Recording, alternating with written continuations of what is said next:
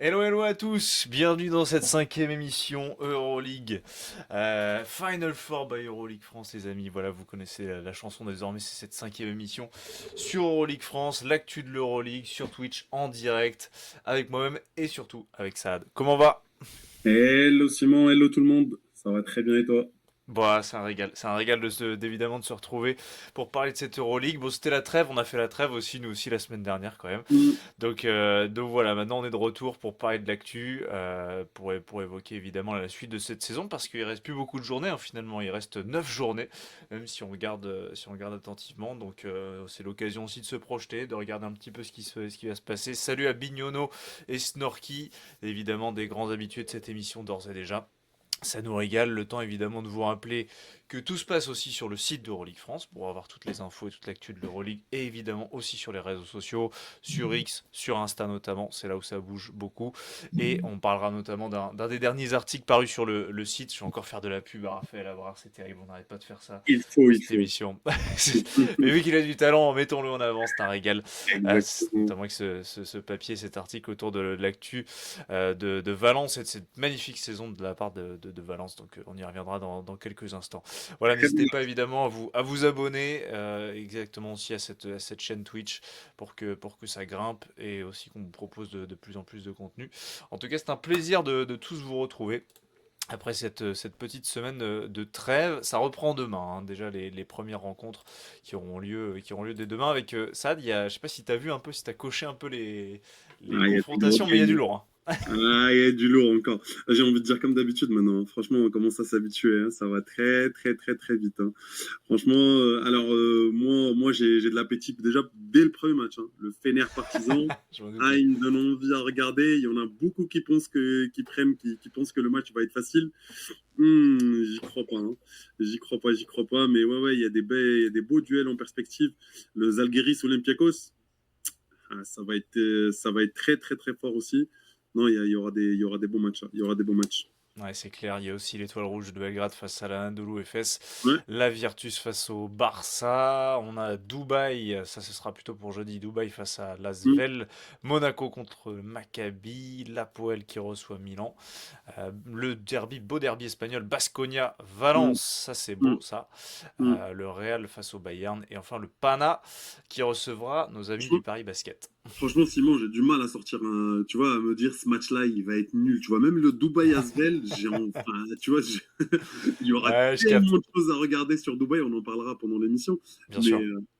tu vois, Non, il y a l'Asvel, trop de pareil. trucs. Enfin, Hmm. ouais, il y a des choses à. Franchement, il y a des bons matchs. Ouais, je suis d'accord avec toi. Moi, le derby espagnol, il me tente bien parce que Baskonia a remporté la Copa del Rey. On va y revenir Ouais. dans un instant. Mais il y a toujours plein de choses à voir. Le Raph Abrar qui est là avec nous. Salut Raph. Et Snorky dans le chat qui nous dit belle perf en coupe du Partizan notamment. Le Fener va détruire le Partizan. Ça, c'est sa take aussi, hein. C'est ça qui dit bon. On verra bien ce que ça donne. Mais je sais pas si t'es d'accord avec ça, Saad. Mais Mais Snorky, il veut nous provoquer parce que j'ai dit que le partisan, ça va pas être facile pour le Fener. Pour le Fener, oh oui, bien sûr que le Fener aujourd'hui sur le papier, il est au-dessus. Bien sûr que le bien partisan sûr. a galéré en coupe. Mais non, le partisan est en train de revenir et en train de tout doucement. Ça va être un joli match. Le partisan n'est jamais mort. Tous les matchs, ça va être difficile maintenant. Mais non, j'y crois pas au moins 40, hein. J'y crois pas au moins 40, hein. Mais Snorky, du coup, si tu es aussi confiant, il faut prendre sa race sur la fantaisie, hein. La On va voir fantaisie, ouais, putain. si stresse pas. Faudrait qu'on lance une Ligue Fantasy tous ensemble aussi, avec tous les followers qui suivent cette nouvelle émission Twitch, là, ce serait marrant. Qu'on puisse tous s'affronter dans cette belle fantasy. On rappelle quand même que le Fener est sur cette victoire consécutive, mais ça on va y revenir. Évidemment, tout le long de cette émission, Bien Snorky sûr. qui dit je prends le coach de Dubaï. D'accord, ok, il prend le coach de Dubaï en fantasy. Ok, ok. Ok, ok, pourquoi Elle est pas. facile un peu. Ouais, Mais je suis pareil, il d'accord. faut se méfier de l'Asvel. On l'a vu les derniers matchs. Il faut se méfier de l'Asvel, toujours. Bon, voilà pour cette intro, les amis. Comme toujours, vous pouvez retrouver l'émission en replay sur YouTube. Je salue les replayers, replayeuses qui regardent évidemment en replay sur YouTube et qui se régalent en même temps que de manger le soir. Je sais pas comment vous regardez, si vous faites du sport en même temps, mais en tout cas, c'est un plaisir d'être avec vous. On y va sur le programme, petit programme évidemment. Comme toujours, un point sur le classement, un point sur les dynamiques. Après un jour donc de la reprise, après donc il reste 9 journées derrière. On regardera un petit peu, on se penchera sur les dynamiques et le classement actuel, le petit power ranking, les news aussi. Moins de news évidemment, puisque c'était un peu période de Mm, trêve, mais enfin, mm. période de trêve en tout cas pour l'Euroleague, hein, parce que ça a quand même joué dans les coupes nationales justement, et les clubs d'Euroleague ont fait la loi. On va y revenir dans un instant. La question, la grosse question qui va nous animer aussi, c'est est-ce que Nigel Hayes Davis peut mener le Pana au titre? Et oui, puisqu'il a signé au Panathinaikos. On avait fait toute une émission, on se disait c'est bon, c'est signé avec la Poel Tel Aviv. On est voilà, ça Oui, a mais, fait. oui, mais on a bien dit que le fit serait meilleur avec le Pana et non C'est pas avec la vrai, poêle. Il faisait une erreur d'aller à la poêle. c'est Et vrai. ben, finalement, il a bien fait. Peut-être qu'il nous a entendus, hein, il s'est dit, tiens, allez, regarde, Peut-être qu'il a écouté, hein, on sait pas, on sait oh, le pas. boulard. On rigole. C'est lui le meilleur replayer en fait. C'est-à-dire, il a regardé en replay, putain, il me Peut-être qu'il régale. regarde, voilà. Ça c'est Maurice Davis, ça. Régalade. Bon, on verra si c'est évidemment la pièce manquante, on va revenir parce qu'il a fait de très beaux débuts Mm. avec les Verts, notamment en Coupe de Grèce. Donc on va y revenir. Le focus derrière, à 9 journées de la fin, quelles équipes peuvent créer la surprise, intégrer le top 10 de cette Euroleague? Quelles équipes aussi peuvent sortir de la course? On va y revenir, on va balancer nos petites takes et on terminera avec notre MVP du mois de février. Oui, parce qu'on peut voter, hein. D'ailleurs, vous pouvez aller sur le site de l'Euroleague, vous pouvez toujours voter. Il y a du monde en lice, notamment Wade Baldwin, Biberovic, notre français, Cocorico quand même, avec Jalen Howard. Kaben Gale est également là, Seben Lee. Voilà, il y a du monde pour qui voter dans ce MVP du mois de février. On verra ça en fin d'émission, qui Saad choisira. Mais moi j'ai ma petite idée. Moi en tout cas j'ai ma take, hein. Je pense qu'il n'y a pas trop de débat. Je pense qu'il n'y a pas trop de débat. Mais bon, on va en Ok, parler. bon, on va faire le débat alors. Ah On va faire le il est débat alors. chaud, il est chaud, ah, il est chaud, il est chaud. Je regarde même pas parce que vous savez, hein, c'est pour trahir un peu les coulisses, mais on a un petit conducteur en face sur lequel on remplit en direct ce qu'on met un petit peu et les thématiques des émissions. Mais j'ai pas regardé ce qu'il nous a mis, comme ça je me réserve la grande surprise. Bon, eh ben écoutez, on attaque sur cette émission numéro 5. Merci à tous de venir au fur et à mesure. Je vois Snorky qui nous bombarde, il nous bombarde là, avec Bignono également. Ouais, il n'a pas le temps. Ils sont en train de discuter tranquillement avec Bignono. Là, je vois là que ça c'est en train de se chauffer tranquillement. Allez, on y va Yes. justement avec un petit point comme d'hab. Ça, tu connais la chanson évidemment depuis. C'est ce petit point sur le classement. Forcément, faire un point sur les dynamiques actuelles. Ouais. Un petit bilan, 28 journées, il en reste 9. Toujours au sommet. Eh bien, de semaine en semaine, on n'arrête pas de toute manière de les citer. Ce sont les joueurs du Fener. Inébranlable, hein, clairement. 7 victoires consécutives et 7 victoires notamment au buzzer, sur le parquet du Panathinaikos. Buzzer signé Wade Baldwin, Sad. Je pense que là, on peut le dire que c'est parti pour la première place en saison régulière pour le Fener. Je vois pas qui peut les stopper. C'est clair. Maintenant, la question pour le Fener, ça va être, comme on disait la dernière fois, est-ce qu'ils vont le sort, hein, je veux dire, voilà, les stats parlent et jamais un premier de saison régulière n'a gagné l'Euroleague. Donc, je pense que pour eux, maintenant, l'objectif, ça va être ça. Je pense que c'est fini. Là, ils sont partis pour prendre la première place. Derrière, je vois que ça bouge pas des masses.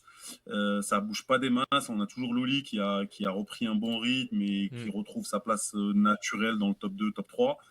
Valence qui lâche pas, forcément. Après un bon début de saison, il s'est dit il y a peut-être un petit coup de mou à un moment donné, mais non, ça repart. Et c'est pas mal. Le Real, c'est toujours le Real, ça repart. Le Barça, c'est un peu plus, comment dire, c'est un peu plus irrégulier, hein, même si ça garde cette place 3, 4, 5. Mais c'est irrégulier. Ils sont sur une phase descendante. Il y a des gros matchs qui arrivent. Ça va pas être simple. La Poel, forcément, eux, c'est la dégringolade, mais c'est depuis déjà 3-4 matchs qui enchaînent les défaites. C'est pas évident.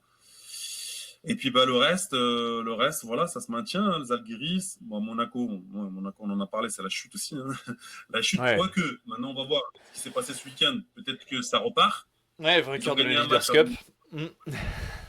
vainqueur de la Leaders Cup, mais ils ont gagné aussi un match avant en Euroleague, donc Ouais, bon, on va. face à Ils ont, Baskonia. ils ont une grosse série qui arrive.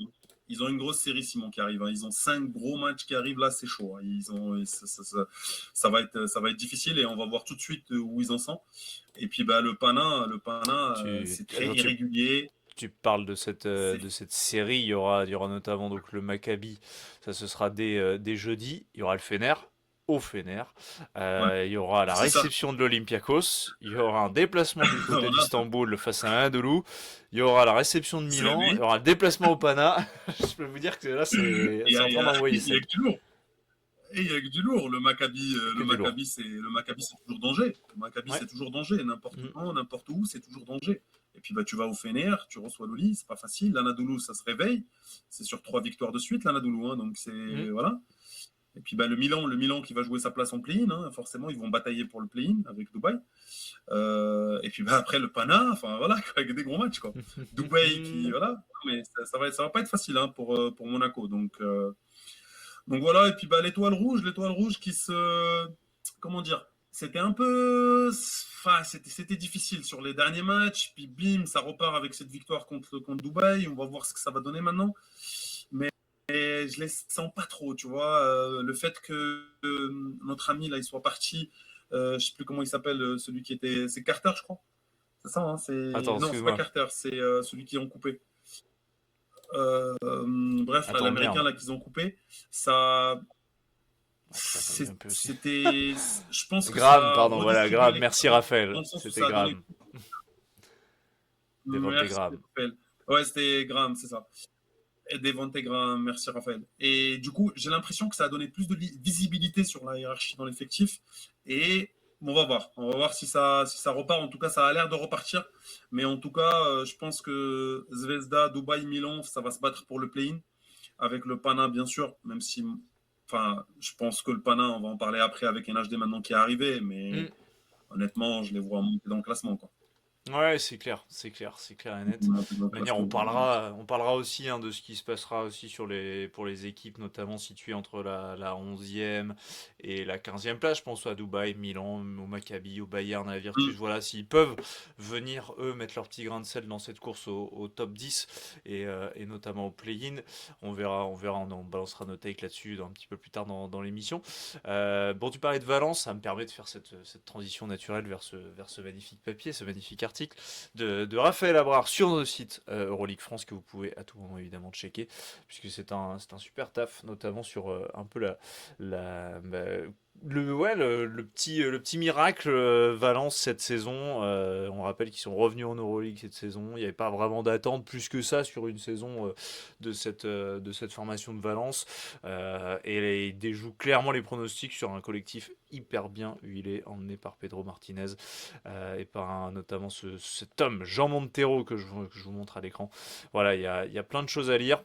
Évidemment, je ne Très vous fort. révèle pas tout, mais c'est très bien foutu, très bien ficelé, avec évidemment du témoignage d'un certain Antoine Rigaudot notamment. Donc voilà, Mm. il a été chercher loin notre Raph pour vraiment nous pondre ce bel article sur la belle saison de Valence. Voilà, donc n'hésitez pas à aller checker. Évidemment, ça, Raph, tu me dois de l'argent pour cette promo forcément parce que là j'en vois tout. Je peux plus rien faire.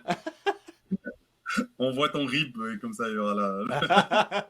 Je mets le rib en com là, hein. Je mets le rib en commentaire du chat, ça tu peux nous régaler. non, non, mais c'est un plaisir. C'est trop bien en tout cas de voir aussi qu'on peut aller checker ces petits papiers évidemment sur le site de Euroleague France. N'hésitez pas. Voilà pour le reste du classement. On y reviendra. Ça a de la bien détaillé aussi. On va y revenir tout au long de cette soirée. Je te propose qu'on Mm. aille sur les news. Comme ça, Yes. on enchaîne et comme ça, on peut rentrer dans le vif du sujet avec notamment eh bien, la première des news, c'est ces clubs d'Euroleague qui ont fait régner la loi lors des coupes nationales. Mm. Parce que, alors, bah, évidemment, cette semaine-là servait à notamment ce week-end, à toutes les coupes nationales de se jouer. Il y avait la Leaders Mm. Cup chez nous en France, la victoire de Monaco, la vengeance sur l'ogre Manceau. J'ai un très beau maillot derrière. L'ogre Manceau parce qu'il les avait battus l'an dernier. Hein, c'était la revanche en cette finale de Leaders Cup. Donc voilà, grosse revanche, Monaco a fait le taf, grosse victoire. Il y a aussi le Ah, je pense que... Panathinaikos qui s'est imposé, Milan, le Maccabi, le Zalgiris, le Fener, Zvezda, Baskonia, voilà, toutes les équipes d'Euroleague ont fait le taf, ça aide. Est-ce qu'il y a, si on peut parler de Monaco, c'est une Bah, victoire importante pour eux, quoi.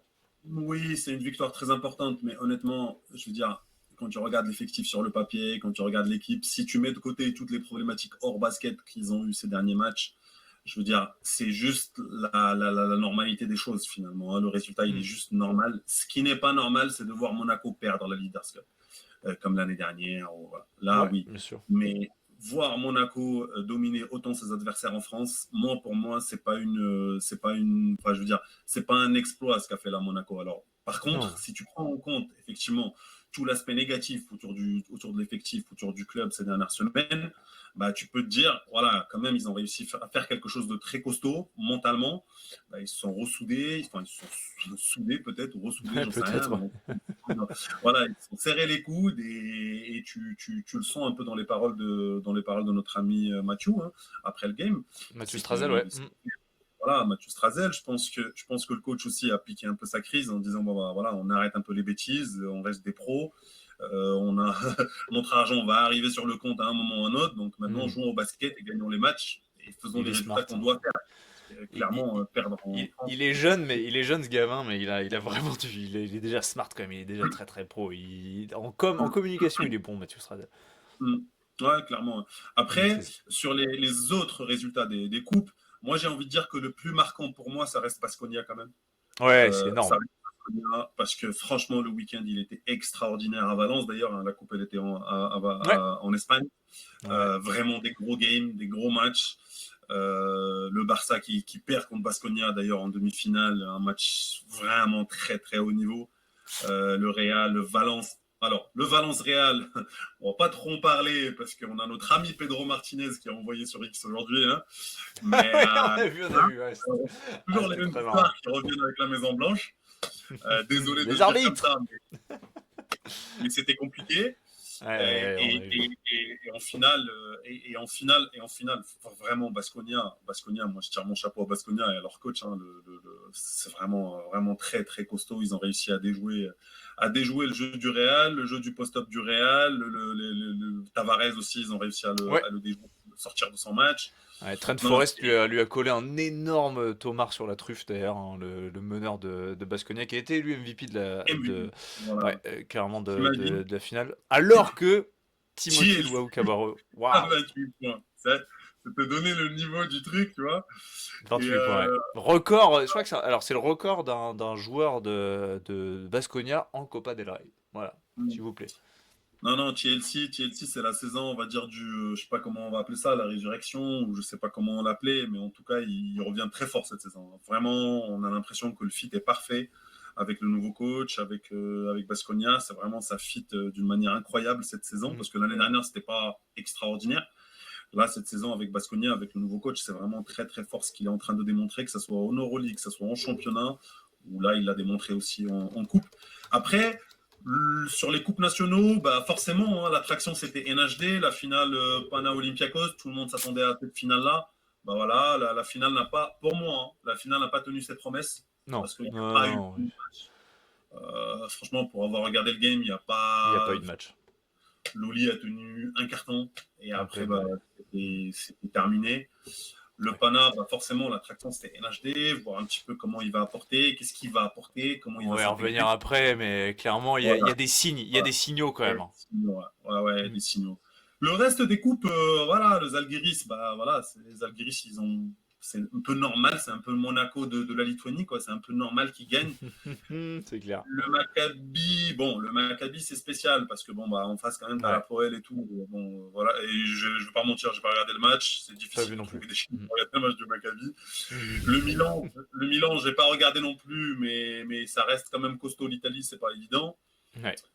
Donc voilà, non, clairement, ce qui ressort pour moi, c'est Baskonia en Espagne. C'était vraiment un gros week-end avec des gros games, mais dès les quarts finales.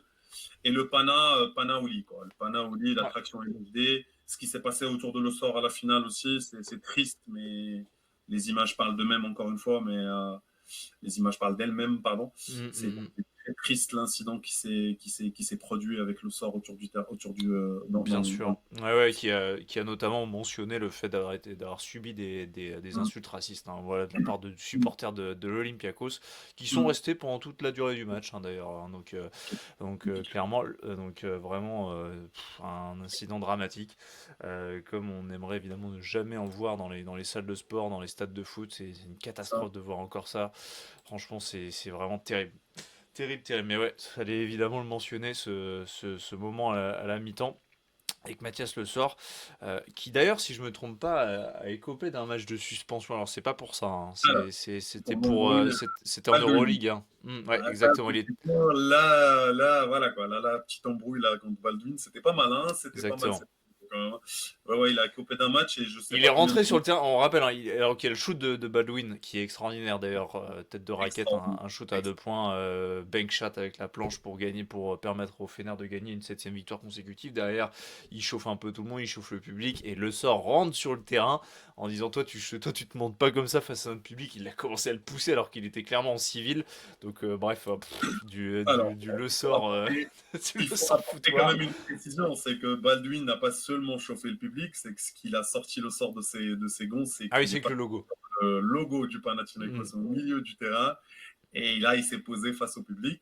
Et là, c'était la provocation ultime. Je pense que pour le sort, c'était quelque chose de très. Voilà. Mhm. Mais effectivement, c'est pas des choses à voir sur un terrain de basket. On est d'accord là-dessus. C'est Il clair. était en civil, donc je pense qu'il savait un petit peu que l'amende et la suspension allaient tomber. Après, la Ouais, suspension, mais un peu, hein. c'est smart quand même. Enfin, Raph qui met Mathias a eu raison de faire respecter le logo. C'est une loi non écrite, mais l'équipe locale fait son huddle sur le logo, l'équipe visiteuse sur le côté. Donc c'est vrai, il y a ce côté, c'est très symbolique aussi dans un sens, quoi. Je suis d'accord, même s'il y en a beaucoup qui vont dire que voilà, mais je suis plutôt d'accord avec ce que vient de dire Rafa. Pour moi, à un moment donné, il faut avoir aussi un certain état d'esprit. On peut pas se laisser marcher. Je veux dire, oui, le sport, c'est du plaisir avant tout. Il faut envoyer de la bonne image, on est d'accord. Mais faut Mais pas c'est ça oublier aussi que le c'est pas sport. non plus le monde des bisounours. C'est aussi à un moment donné une bataille d'ego, une bataille de se faire respecter son terrain. Voilà, c'est pas facile, hein. Il faut montrer un certain état d'esprit aussi. Et c'est pour ça aussi que le sort, on l'aime et qu'il est ce qu'il est sur le terrain. C'est parce que aussi il a cet état d'esprit en dehors du terrain. Donc on peut pas dissocier les deux.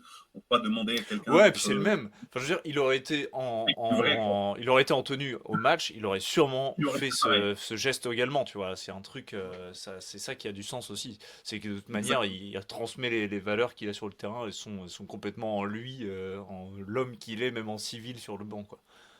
Mm. Et puis bah la suspension, il s'en fout un peu. On veut dire, il est Oui, blessé. on De s'en fout, toute façon, ouais. il joue pas. Donc, moi, ça m'a fait marrer quand j'ai vu suspendu un match. Je dis, ouais, et alors, enfin, ça change rien, hein. Désolé, l'Euroleague, mais tu vois ce que je veux dire? C'est Ah, je clairement comprends. symbolique. Bon. Ouais, bien sûr. Je suis d'accord. Voilà pour ce point autour des équipes d'Euroleague qui ont clairement fait régner la loi durant ces coupes nationales. On rappelle que donc Monaco qui remporte la Leaders Cup, le Pana qui remporte la Coupe du Grèce, vous l'avez sous les yeux avec un Nigel S. Davis MVP. On en parle dans quelques instants de Ace Davis.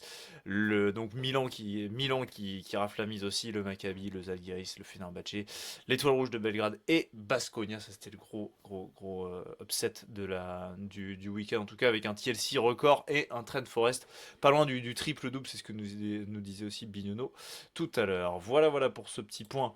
Donc, autour des coupes nationales. Un petit mot sur le Barça. Un petit mot sur le Barça, ça va plaire à Alors, Sad, évidemment, parce qu'il y a eu bah, des rumeurs. Il y a eu des rumeurs, je le mets sous les yeux de nos viewers pour que tout le monde voit. Alors, c'est notamment rapporté par le média espagnol Encestando, qui nous dit que apparemment il y aurait ouais. déjà potentiellement un accord entre Sylvain Francisco, ni plus ni moins que notre Français du Zalgiris, et le Barça pour un Ouais. contrat de 2 ans, Sad. C'est ce qu'il est en train de nous dire. Le Barça construit déjà pour l'avenir. Alors, le fait que le Barça construise pour l'avenir, c'est quelque chose qui, j'ai envie de dire, c'est normal. Je veux dire, à un moment donné, Mhm. on sait très bien que le Barça est en train de construire en back-end avec Xavi Pascual. S'il a signé, c'est parce qu'il a eu des garanties pour les années qui arrivent. Maintenant, cette histoire de Francisco, apparemment, ça serait, voilà, il y a son agent qui a démenti, il y a lui-même qui a mis sur X tout à l'heure, là, comme quoi c'était une fake news. Mais les médias espagnols insistent un peu trop là-dessus. Alors, je ne sais pas s'il y a s'il y a des contacts et que les gens s'enflamment un petit peu pour dire qu'il a. Parce que là, on parle carrément d'un pré-accord de 2 ans, puisque Ouais, son c'est ça. agent a formellement démenti, hein. Son agent, c'est le fameux. C'est le même agent que Mathias Le Sort d'ailleurs. Ouais, Raznatovic, je crois, il s'appelle, ouais, c'est ça. Vaznatovic, ouais, c'est ça exactement. Voilà. Et donc, c'est un agent très connu sur le marché de l'Euroleague. Il y a beaucoup de gros joueurs Euroleague, hein. Donc voilà, donc moi je pense que Francisco, ça serait une très très très très beau gros move, que ce soit pour lui ou pour le Barça. Ouais, Maintenant, est-ce super que cette évolution. histoire est vraie ou pas? Les médias espagnols insistent beaucoup, j'ai envie de dire, même les médias mainstream, hein, parce que, bon, ils prennent ça avec des pincettes, les médias mainstream, ils sont pas très, tout ce qui est Mundo Deportivo, Marca, AS, etc., ils sont pas très, enfin, Ouais, directs. ouais, bien sûr. Mais voilà, pour moi, il n'y a pas de fumée sans feu. Si des choses comme ça sont sorties, à mon avis, il y a des discussions qui sont en cours et ça me choque pas. Ça me choque pas. Ça me choque pas en vue du besoin du Barça. De toutes les façons, le Barça, ils ont besoin d'un meneur aujourd'hui. Satoranski, je pense qu'on arrive à la fin d'une histoire. Mm. Donc Naprovitola, souvent blessé et pas forcément un vrai meneur de jeu. voilà, pas forcément un vrai Nunez, meneur de jeu. blessé également en ce moment. Nunez, on l'a pas vu. Je sais même pas. On l'a vu l'année dernière, mais cette année, on l'a pas vu. Et puis, je sais pas ce que ça va donner. Et puis, pour moi, c'est très léger. Ils ont besoin. Le Barça aujourd'hui, s'ils ont pris Xavi Pascual, c'est à un moment donné, c'est qu'ils visent le titre, hein. Xavi Pascual, il vient pas. Bien sûr. Donc, voilà, tu as besoin du gros, tu as besoin du lourd. Tu as besoin du lourd. Et du lourd, tu en as besoin au poste 1 et au poste 5 si tu veux avancer, hein. Je veux dire, Ouais, ouais, c'est clair. Et puis j'aime bien, en fait, ça rapporte aussi l'évolution de Sylvain parce que je trouve ah que c'est un bah oui. super signe aussi. En fait, petit à petit, ce gars dont personne voulait en France dans les centres de formation qui allait se former aux États-Unis avec un style de jeu qui correspondait vachement à ce qui se faisait ce qui se fait aux États-Unis. Mm. euh, Aujourd'hui, tu vois qu'ils montent petit à petit les échelons de l'Europe et des meilleures équipes d'Europe pour aujourd'hui être un candidat MVP, hein, cette saison. On peut en parler, hein, dans un top 5 Mm. quasiment. Mm. C'est avec ce qu'il fait avec le Zalgiris. Enfin, il est vraiment dans une évolution qui est assez dingue. Et le voir arriver au Barça après toutes ses expériences, que ce soit même avant le Bayern, avant quand il était sous Spanoulis, ce qu'il a fait en Mm. Espagne, ce qu'il a fait avec le Bayern derrière, donc et le Zalgiris après. Voilà, on voit qu'il y a une évolution qui est assez logique aussi de savoir. Alors là, voilà, on spécule, mais c'est vrai que le voir dans ces rumeurs-là aussi, même si ça s'avère peut-être fou à la fin, ça montre aussi l'épaisseur qu'il est en train de prendre en Euroleague aujourd'hui, Sylvain Francisco. Je suis d'accord, Simon. Je suis complètement d'accord. Rien que le fait qu'il y a cette rumeur-là autour de Sylvain, ça montre déjà la qualité de joueur qu'il est devenu. Parce que Mm, comme on a dit juste avant, le Barça c'est en train de target du lourd. Ils vont pas l'année prochaine, ils sont obligés de renouveler leur effectif et de prendre du lourd. Donc si Francisco fait partie entre parenthèses de cette shortlist là, même si ça se fait pas ou machin, bah c'est déjà extraordinaire. Le gap qu'il a passé ce mec-là, c'est extraordinaire. mm. Et, et Ouais, le, et c'est le clair. et le Barça, c'est une belle maison pour lui, que ça soit, tu vois, c'est une belle maison dans le sens où là, tu as un club où à la fois il y a de la pression et il y a de la, comment dire, il y a de l'enthousiasme, mais à la Mm, fois autour du basket, dans la vie de tous les jours, etc., tu es tranquille, tu vois. C'est pas le Partizan, c'est pas l'Olympiakos, c'est c'est pas clair. le Pana, tu vois, c'est pas, même le Fener, il y a plus de pression populaire Mm, autour de l'équipe de basket, tu vois. Alors que là, le Barça, autour de l'équipe de basket, je peux te dire que Punter, c'est tranquille, hein, dans la rue, hein. Donc, mm. tu vois. À comparer ce qui se passe évidemment en foot, c'est clair qu'il y a même pas Tout à de. fait. Voilà, Mais exactement. et tu parles de punter, t'as un backcourt Francisco punter. Ah, c'est pas mal, hein. Ouais, cliquez, hein. T'as envie de regarder ça, hein. Ah, attends, il Moi, cliquait. perso, j'ai envie de regarder ça. En tout cas, moi, cette rumeur-là me plaît et j'espère qu'elle va se concrétiser. Je sais pas ce que ça va donner, mais j'espère On se verra. concrétiser. Et une deuxième Ouais. rumeur qui, elle, n'a pas Oui. été sentie, mais qui, comment dire, j'ai l'impression qu'elle est plus insistante, celle-là de Chelsea. Ouais. Euh, Timothée Cabarro, ben, voilà. Au Barça également. Et là, pour le coup, on parle pas de contrat signé ou quoi, on parle juste qu'il est ciblé et qu'apparemment, il y a des pourparlers en ce moment avec lui et qu'il y a des négociations en cours. Donc, Quelle saison. Énorme. bah, la saison qu'il fait, elle est extraordinaire. Maintenant, est-ce que le fit, il serait top ou Hmm. pas avec le Barça? J'ai plus de doutes. Moi, j'ai Euh, peur pour lui un peu. Je trouve que voilà, j'ai je sais aussi pas peur pour lui. Ouais. si. Je suis Ouais, pas je sais convaincu. pas si. Non. Ouais, voilà. Je sais pas si forcément c'est bien aussi pour lui à ce moment de sa carrière, à voir comment il l'utilise, hein. On va voir comment il l'utilise. Mais ouais, il est Après, bien, hein. Après, la différence ici avec ce qui se passe à Barcelone, c'est qu'on a un vrai coach qui est arrivé. Un vrai coach qui a ses idées, qui sait ce qu'il Mm. veut. Et ça te met déjà, tu vois, moi, ça me plaît en tant que, on va pas se mentir, hein, en tant que supporter du Barça et fan du Barça, ça me Mhm. plaît de voir que le Barça commence déjà à construire son effectif pour l'année prochaine. Ça veut dire qu'il commence à avoir les idées claires sur ce qu'ils veulent faire pour l'année prochaine. Et non Mm. pas attendre et juste subir l'été, subir le marché des transferts pendant l'été. Donc pour moi, une saison, ça se prépare maintenant. On n'attend pas le Ouais, mois je de suis juin d'accord. pour commencer à dire ah bah tiens, il me faut trop tard. Dire les choses se préparent maintenant quoi. Donc et puis j'ai envie de dire pourquoi je dis ça, c'est même par rapport à Chelsea. Si Xavi Pascual il a pensé à lui à un moment donné dans quelque part, bah, je lui fais confiance et je me dis que peut-être que le gars il a pensé à lui dans une certaine structure où il va forcément se faire plaisir quoi. Et puis comme dit Raph dans le chat, il a besoin de responsabilité le TLC. C'est vrai que dès qu'il est responsabilisé, à l'Asvel on l'a vu, et là à Baskonia, bah, il a les clés du camion pour envoyer du 20 points par match quoi. Donc c'est vrai qu'il dès que lui il a de la confiance, il a des responsabilités, il est une pièce essentielle, bah tu vois qu'en fait il se révèle être un joueur hyper important quoi, et des deux côtés du terrain. Bah, au Barça, ça ne sera pas le cas, c'est sûr. C'est Parce que ça en dans tous fait. les cas, tu vas avoir du punter qui va être là encore. Voilà, c'est pas possible que tu aies tous les tickets. Maintenant au Baskonia, il a quand même Marcus Howard à côté de lui, qui prend énormément de tickets. Ça n'empêche pas de mettre ses points. Mais je pense pas qu'au Barça, s'il est recruté, je pense pas qu'il va être attendu dans ce rôle-là, tu vois. Non, bien Après, sûr. Non. aussi, il faut qu'il se pose la question par rapport à lui, qu'est-ce qu'il veut? Parce que si tu veux gagner des titres, tu es obligé d'aller dans des effectifs plus fournis et ben forcément tu vas avoir comment dire, un rôle spécifique qui va peut-être pas être le scoring, il faut peut-être apporter autre chose. Et il faut savoir accepter un rôle pour gagner un titre. C'est pas donné à tout le monde non plus. Est-ce que lui, il a passé le gap aussi, le cap mentalement aussi, Mm. pour passer ce cap-là justement dans sa carrière qui va être maintenant d'aller gagner des titres et non pas juste faire. Alors il en a gagné un ce week-end, hein, bravo à lui parce que franchement c'est énorme ce qu'il a fait ce week-end. Mais maintenant il faut voir sur une saison, un championnat, Mm. l'Euroleague, etc. Ça c'est autre chose quoi. C'est clair. Il était très ému d'ailleurs, Thielsi. J'ai vu quelques images après le titre en Copa del Rey. Il était hyper ému. Voilà, il y avait une séquence tout à l'heure, je pense, avec un assistant, ou en tout cas un des adjoints de Baskonia. Et vraiment, il y a un moment assez poignant où tu vois qu'il est, il fait redescendre beaucoup d'émotions, quoi. Voilà, pour Thielsi, on verra ce que ça donnera. Est-ce qu'il finira au Barça? Ce serait beau pour lui. Est-ce que ce sera un bon fit? Vous avez notre avis. Derrière, avant d'attaquer le gros morceau Nigel Davis, dernière deux petites news. Eh bien, la prolongation de Jones côté Anadolu Efes pour 2 ans. Kai Jones, le pivot venu de NBA cet été.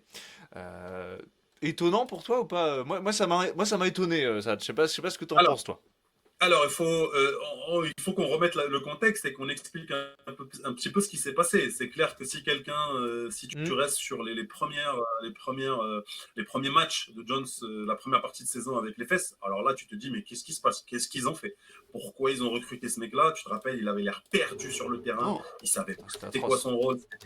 C'était vraiment affreux à voir. Maintenant, sur les derniers matchs, honnêtement, Ouais, c'est un autre Jones qu'on voit, hein. Sur les, continue, ouais. allez, 5, 6, 7 derniers matchs, c'est Alors, un autre regarde. Jones T'as qu'on voit. notamment un Donc, match à 25 déval face à Valence, t'as 12 déval face aux Zalgiris, il prend un peu plus de mm, rebonds déjà, là où on l'attend en fait dans l'impact au rebond, le garçon fait 2,11 m quand même, donc normalement il doit oui, absolument impacter ici, il doit impacter aussi au contre, on le voit mm, un peu plus là-dessus, aussi notamment il y a eu 3 contre face à Milan, 3 contre face à Baskonia, 3 contre face à l'Apoel, ça c'est 3 matchs qui se suivaient, donc le garçon est capable hein, sur du 16, 21 déval, 12 déval, donc ouais, tranquillement, il est en train de prendre la mesure des exactement. choses et Vincent Poirier en fait est relégué un peu derrière lui.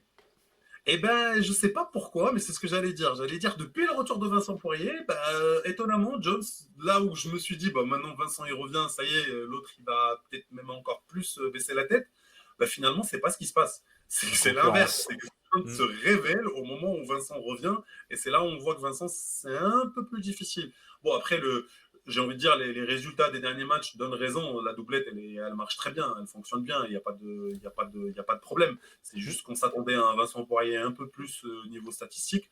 et même au impact dans le game en dehors des stats. Parce que moi, Jones, ce qui me plaît dernièrement là, sur ces matchs à lui, c'est que même au-delà des stats, c'est que l'impact qu'il a sur les terrains, sur des choses qu'on ne voit pas forcément dans les stats. Alors forcément, tu as parlé de rebond contre, bah, ça c'est clairement des choses voilà, qu'on voit dans les stats, mais il y a d'autres, les aspects défensifs sur Attitude le aussi. terrain, une attitude défensive sur le terrain qui change beaucoup de choses pour FS. Hein. Mm. Et donc, pour moi, oui et non, c'était une surprise si tu regardes un peu le début. Maintenant, tu te dis peut-être qu'ils connaissent, ils savent un peu ce qu'ils font aussi, et peut-être que maintenant il s'est révélé et ça confirme ce qu'ils ont vu en lui. Moi, c'est un joueur que je connaissais pas avant, je vais pas mentir. Je l'ai découvert avec les FS cette saison en Euroleague, et force est de constater que sur une première partie très compliquée, deuxième partie beaucoup mieux, et potentiellement. Il a peut-être mérité sa prolongation. Quoi. On verra maintenant ce qu'il va donner. Quoi. 2 saisons en plus donc pour Kai Jones du côté de l'Anadolu. Et dans l'autre sens, c'est Cameron Payne qui quitte déjà le Partizan Belgrade aussi. Alors je sais pas si c'est une surprise parce que voilà, ces joueurs sont Oui. toujours attendus souvent en NBA. Ils attendent aussi ces contrats-là. On pense à Lonnie Walker qui s'était envolé en plein milieu de la saison avec le Zalgiris la saison passée. Ça pourrait pareil, c'est que ces joueurs-là aussi attendent des opportunités en NBA sur des formations notamment qui visent des playoffs et qui voilà cherche aussi à se renforcer par des petits moves comme ça. Bon voilà, Cameron Payne il a pas fait beaucoup de matchs hein, quand même Saad avec cette équipe. Hein. Bah, il se dit que, en tout cas, il se murmure, selon les rumeurs qui viennent un peu de Belgrade, c'est que même lui-même, Cameron Payne, était surpris de ce move-là. C'est-à-dire, il s'attendait pas que les Sixers viennent le chercher. Et Ouais. c'est pour ça, d'ailleurs, qu'il avait décidé qu'il avait fermé la page NBA, entre parenthèses, et décidé de revenir. Alors, il a mis un buyout, bien sûr, c'est normal, dans son contrat, parce que tu te dis, on ne sait jamais. Mais le fait qu'il soit. C'est pour ça que tout le monde était surpris, parce que, et d'ailleurs, même lui-même, comme je viens de le dire, était surpris. C'est Ouais. parce qu'en fait, c'était pas ça le move, alors que Lonnie Walker, c'était différent. Je sais pas si tu te rappelles, mais Ouais, il y avait une clause. Hein. Ouais. c'était Et clair. puis, On savait qu'il y avait une clause et qu'il attendait la NBA et c'est pour ça qu'il est c'est arrivé, il vrai. a mangé tous les ballons. Je te rappelle, mais alors J'arrête là, j'arrête d'en parler ici parce que j'en parle beaucoup trop de cette saison terrible et de la manière dont il a cassé cette équipe. Bref. c'était n'importe quoi. C'était n'importe quoi. Payne, c'est pas pareil. Hein. Non, Payne, il s'est c'est bien investi adapté. dans le groupe, il a fité avec le partisan et on était tous surpris de le voir partir. Maintenant, le partisan récupère beaucoup d'argent dessus. Hein. Hmm. Dire, ils s'en fait plaisir aussi. Hein. Donc, Ouais, dans une donc saison un peu bizarre en plus pour le oui, Partizan, mais voilà, en 10 matchs quand même, 12 points de moyenne, quasi 4 passes, il a 2 abordé. rebonds, Hein. une interception, ouais, un peu plus de 10 dévals aussi, donc avec des bons Il a, pourcentages quand même, 52%, quasi 53 à 2 points et 33% à 3 points, ce qui est pas si mal, à 86% lancé. Ouais, donc t'as des bonnes stats aussi, et puis petit à petit, tu vois, ouais, ce qui moi m'étonne, c'est que petit à petit, il prenait la mesure des choses, mais bon, après, ça, quand il y a l'appel de la NBA, tu prends l'appel de la NBA, je pense, mais ouais, petit à petit, il prenait les choses.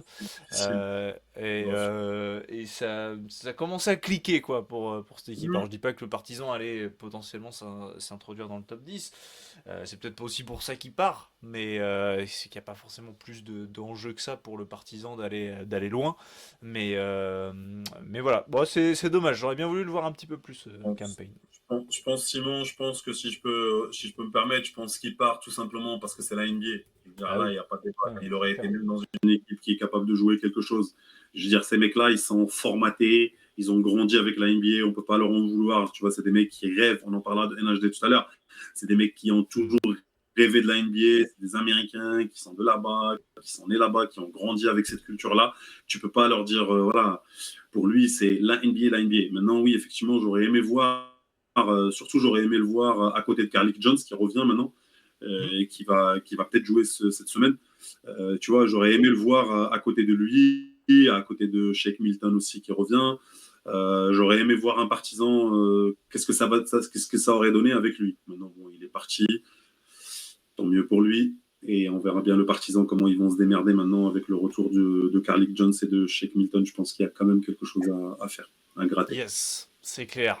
C'est clair, voilà pour les news, les grosses news dans cette émission numéro 5 de Final Four by Euroleague France. Les amis, on poursuit et là s'attaque au gros morceau, la grosse question.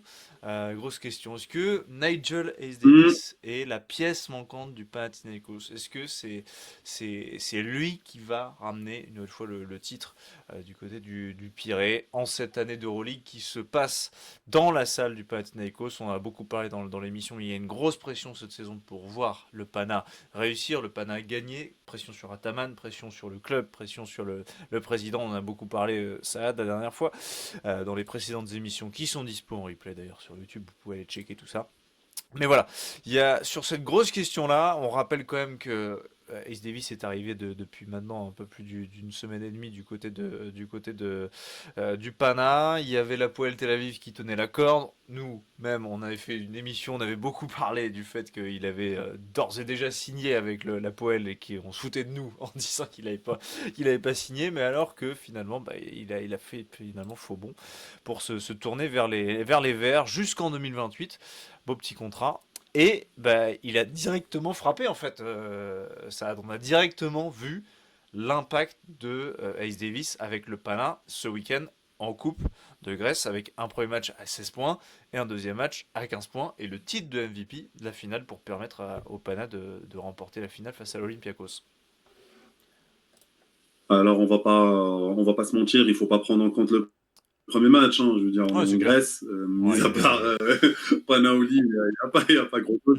Mais c'est clair. effectivement, la finale, pour moi, c'est la référence. On voit qu'il a tout de suite tapé du poing sur la table en disant, voilà, je suis là maintenant, je suis revenu.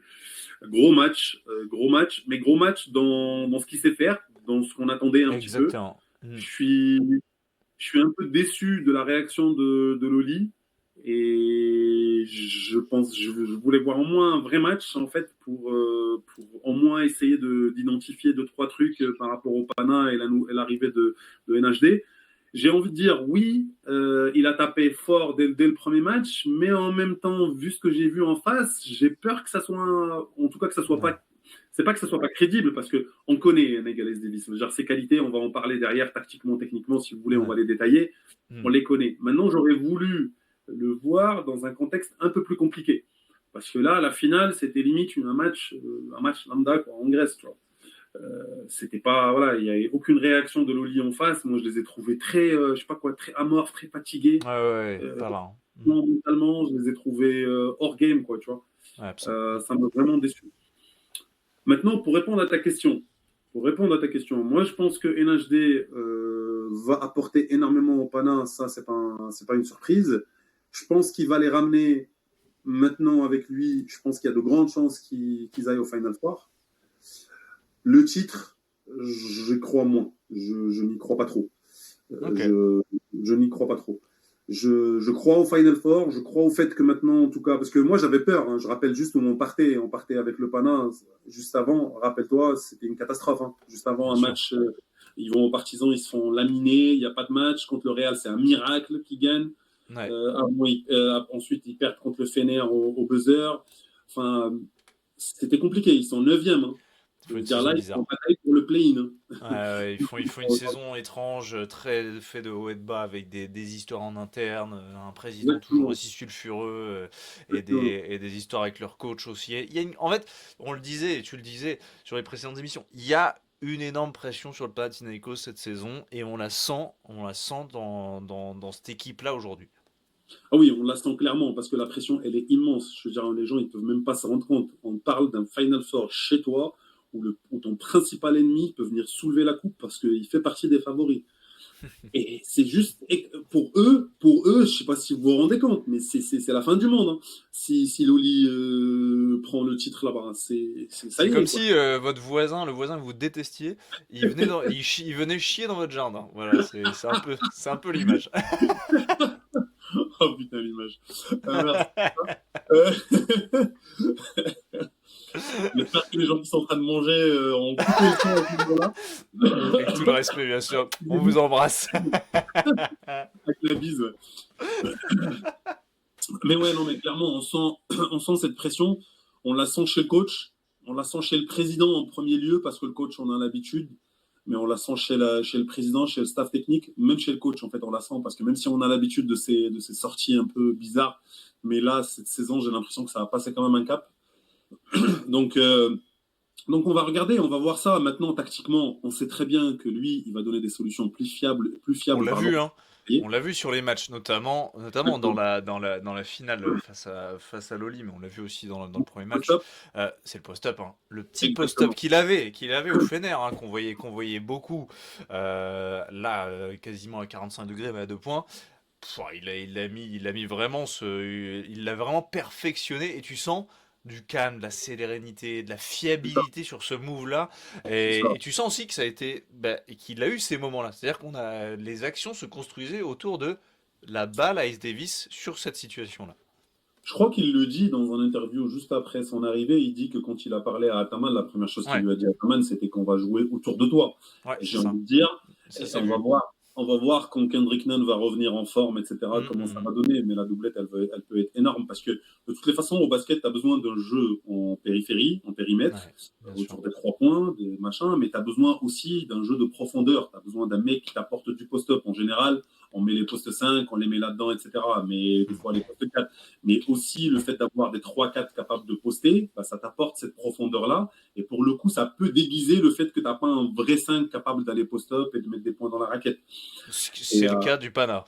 et c'est le cas aujourd'hui du Pana, c'est ce qui leur manquait. Ils avaient des postes 5 capables de sauter dans les airs sur un pick roll, bim, ils y vont, mais ils étaient limités à ça. Il n'y avait pas de shoot extérieur, il n'y avait pas de drive, et surtout, il n'y avait pas de post-up. Alors que là, avec NHD, qui n'est pas un poste 5, bien entendu, c'est plus un 3-4, mais il est capable déjà de t'apporter cette profondeur-là.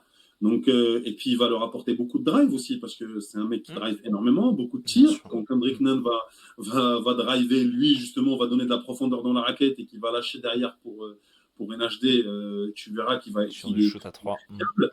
On va voir TJ Short aussi, comment ça va s'imbriquer aussi avec TJ Short. Parce que, voilà, c'est compliqué C'est en ce moment, clair. mais bon, c'est un autre débat.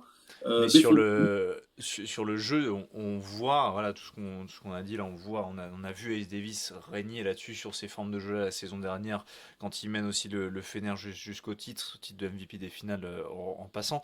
Mais je trouve, tu vas me dire ce que tu en penses, mais sur les deux games, et notamment sur la finale, même si c'est un petit échantillon, on voit qu'il a pris aussi la mesure du leadership. Je trouve que il a apporté dans les attitudes, dans l'état d'esprit, un peu plus de calme, un peu plus de sérénité, que ce soit lui dans son jeu, dans ses moves, etc. Mais aussi dans sa manière de transmettre et d'infuser sur ses coéquipiers. J'ai trouvé un peu plus de... ce qui manque au Pana, en fait, aujourd'hui, cette saison, c'est un peu plus de sérénité, justement, pour pouvoir aller chercher potentiellement ce titre. Enfin, il manquait de ça, et je trouve que là, sur le petit échantillon, on voit qu'il apporte, en fait, ce petit brin qui manquait sur l'attitude, le leadership.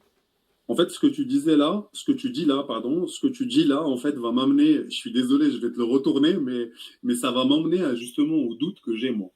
C'est-à-dire que justement, Nigel Davis, c'est quelqu'un qui est très calme, qui est très posé, et ça a été le cas depuis le début de sa carrière. Hein. C'est-à-dire Mm. que même quand on l'a reconnu aux Algiris au début, ensuite au Barça, ça n'a jamais été un mec, qui envoie du feu, tu vois. Mm. Alors qu'autour de lui, et surtout dans le coaching staff au Pana, attention, Ataman, c'est un mec, ça envoie du feu, tu vois. Et même autour de lui, tous les joueurs, Kendrick Nunn, c'est pas un calme, Mathias, c'est pas un calme. Bon, Mathias, il va pas jouer, mais voilà, c'est pas Slokas, etc. Ah, Donc, bien sûr. effectivement, oui, ça va apporter de la sérénité dans le sens où lui va apporter autre chose et se calme un peu sur le terrain. Mais Mm. maintenant, est-ce que ça va fitter sur le long terme avec l'état d'esprit de Ataman et comment il est chaud, bouillant, lui? Parce que des fois, ça peut ne pas, ça peut casser. Hein. Après, il a connu Ouais. ça. On est d'accord, il a connu Et Sarah. il Mais a Sarah, connu sa race. Et d'ailleurs, au début de la saison dernière, je me souviens qu'il avait mis des petits tweets un peu des sublis, comme on bien dit, sûr, un peu bien sûr, indirects sur bien sûr, Jadikevicius, Nigel S. bien sûr. Davis. Donc, ouais, il connaît un peu ce truc-là. Et je pense pour moi, il peut savoir bien dealer avec ce truc-là. Mais je comprends ta mise en garde. Alors attention, parce que Simon, il ne faut pas oublier, il faut donner aussi le passé de Nigel Davis. Nigel Davis a Bien presque sûr. toujours été en Euroleague avec Saras, Jadikevicius. Hein. Ouais, c'est vrai. C'est-à-dire qu'il était aux Algiris avec lui. Ensuite, il est parti au Au Barça avec Barça. lui. Et au Barça, ça s'est mal passé, hein, d'ailleurs. Hein. Ouais. Ça s'est très mal passé au Barça avec lui. Et ensuite, quand il part au Fener sans Jasikevičius et qu'ensuite, Itoudis, il est coupé, c'est Saras qui reprend le relais, Ouais. on s'est tous posé la question, comment il va, ça va être comment là les retrouvailles. Parce que je rappelle, à côté, il y avait même notre ami Calates aussi, bref. Mais c'est pas, tu vois, ça n'a pas toujours été un fleuve calme, hein, un long fleuve calme. Hein. Ça, à un moment donné, c'était chaud. Ouais, bien sûr. C'est clair. Et au Fener, l'année dernière, ça a fité parce que aussi, Jasikevičius a pris de la maturité. Il ne faut pas l'oublier aussi qu'il a changé son attitude. Plus de liberté, plus d'espace aux joueurs donné. Exactement. Alors, tactiquement, techniquement, on va pas se cacher. Ataman, c'est autre chose. C'est beaucoup de liberté, justement. Il va pas te mettre dans des cases, dans des trucs comme Jasikevičius, où lui, c'est toujours tout carré, minutieux, etc. Mais par contre, dans la réaction et dans la relation coach-joueur, Jasikevičius, c'est complètement différent de Ataman, même si on a l'impression que c'est les deux, c'est du feu. Mais Jasikevičius a toujours défendu ses joueurs. Ouais. Tu ne verras jamais en train de tirer sur ses joueurs publiquement. Sur le terrain, entre eux, oui, c'est pas pareil. Mais Ataman, lui, c'est différent. Alors moi, je veux voir le jour où Nainggolan Davis il fait un mauvais match et que le Pana perd. Qu'est-ce qu'il va nous dire, Ataman? Que va dire le président? Non. Que va dire le président? Alors, le président, il tire vraiment quand ça va très loin. Parce que Ataman, lui, c'est un moment de défaite. Hein. Tu verras qu'à la moment de défaite, c'est de leur faute. C'est pas de sa faute. C'est jamais de sa faute, d'ailleurs. Ouais, c'est vrai. Non, mais t'as raison. Mais c'est là un peu mon doute. Hein. Je suis désolé, Simon, de te l'avoir retourné comme ça en négatif, mais c'est normal, il faut opposer. C'est un petit peu mon doute. Par contre, oui, on voit aussi plus de... Comment dire? Parce que quand il était au Barça, on sentait un petit... Je sais pas comment dire, quelqu'un qui veut prouver quelque chose, qui n'arrive pas à trouver sa place, il voulait en faire trop. Et même à la fac, au lycée, en NBA, ce mec, il y a une histoire de rejet un peu permanent.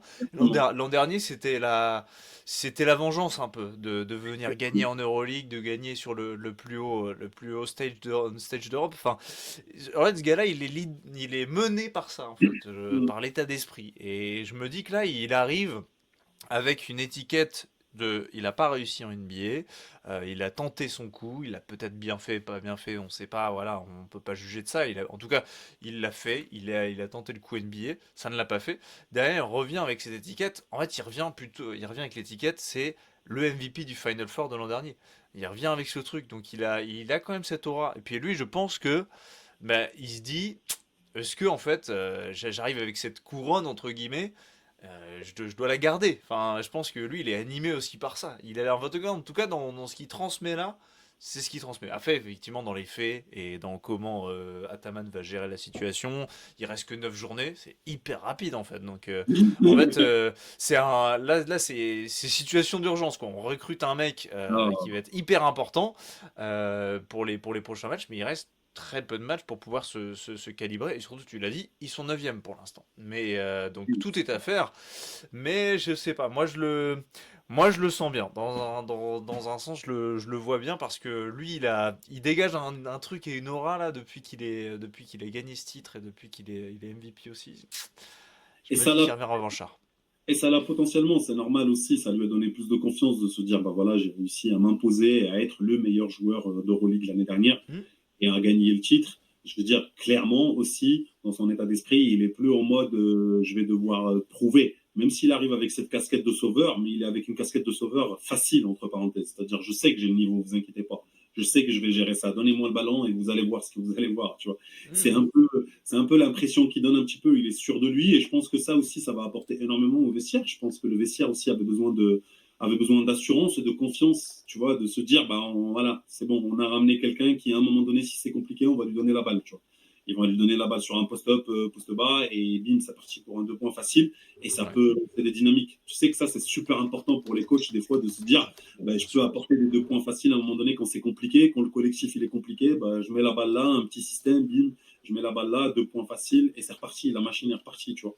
Donc, après, moi, en fait, mon doute, c'est ce que je te disais, mon doute, c'est par rapport au titre. Parce que c'est même pas question de la relation d'Ataman avec Nainggolan Davis, où, oui, j'ai des doutes par rapport à l'état d'esprit des deux, etc. On va voir ce que ça va donner. Mais je pense qu'Ataman, il est obligé aussi de baisser la tête un petit peu, entre parenthèses. Ouais, bien sûr.